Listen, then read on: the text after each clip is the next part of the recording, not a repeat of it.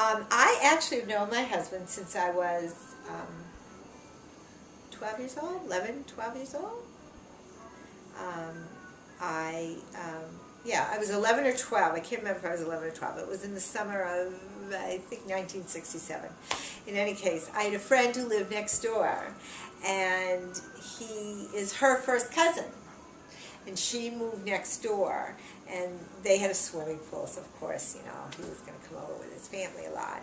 And so I met him there, and I knew him for, 13 or 14 years before he even asked me out. He was like the boy next door. He was like my best friend. He was like, Bobby Morrison, guy next door. And then what happened there?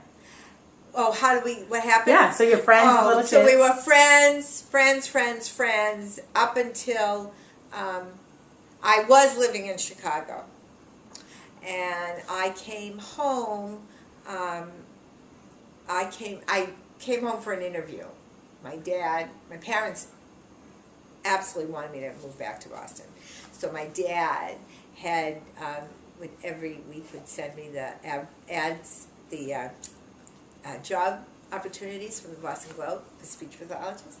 So every week I would tell him, like, no, I don't want to do that. Nah. And finally there was a job at BU Medical Center that looked great. And I said, oh, Dad, you've done it, and I will apply for the job. And I applied for the job, and they had me come home for an interview.